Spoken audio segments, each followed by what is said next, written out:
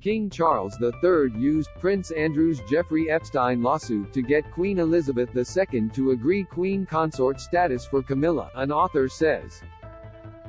The account was strongly denied by Buckingham Palace to NBC News, but biographer Christopher Andersen doubled down during an interview with the Today Show.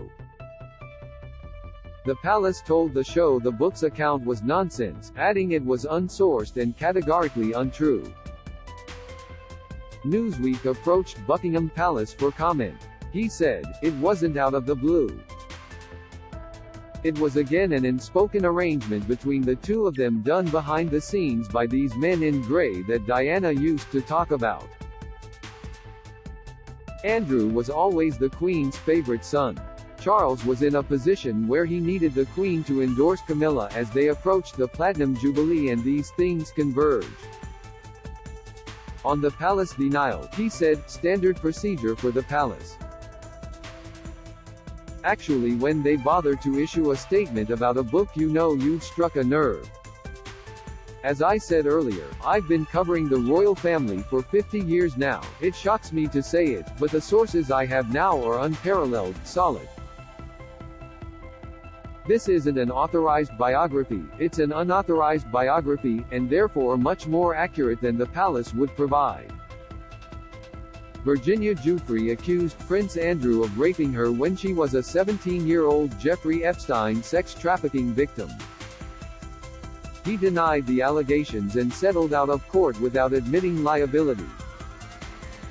Andersen's previous book also contained an allegation that Charles was the royal called out anonymously by Meghan Markle for alleged comments on the possible skin color of the Sussexes' unborn child during their Oprah Winfrey interview. At the time, a Clarence House spokesperson said, "This is fiction and not worth further comment." Andersen's account is fleshed out further in the book itself. An advanced copy of The King, seen by Newsweek, suggests Charles and William both thought Andrew should cooperate with the FBI investigation into Giuffre's allegations, but the Queen wanted to bail out her favorite son.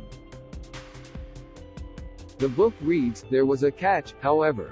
Since for all intents and purposes such funds would ultimately be coming out of Charles' inheritance, on becoming king he would inherit both access to the Duchy of Lancaster income and the bulk of his mother's vast holdings, Charles would have to, if not actually sign off on the deal, then at least not offer a public objection to it. As distasteful as it was to have a slice of his inheritance go for this purpose, Charles recognized rare opportunity for some sort of informal quid pro quo.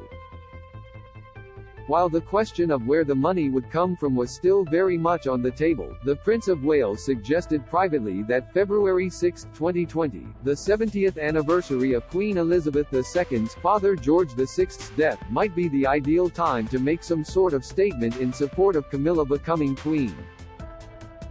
On Today, Andersen said, "The problem is that the Queen was practical and she knew that putting Camilla on the throne next to Charles would be problematic to say the least. And by the way, Charles made a pledge to the British people to sell them on his marriage.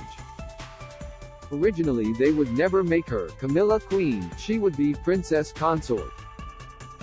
He never intended for that to happen. He always knew that she would be his queen. They're even talking now about dropping the consort from the title. She will be Queen Camilla. I think the moment that's going to be defining during the coronation is the moment when she is crowned next to him. I think it's gonna ruffle a lot of feathers. She's not popular in England." Andersen was also asked about Prince Harry's upcoming memoir and suggested any bombshell revelations could set a dramatic stage for Charles' coronation in 2023. He said, "Obviously there are going to be bombshells in that book. The palace will not be happy. As they're facing the coronation in May, it's obviously got them all on tenterhooks.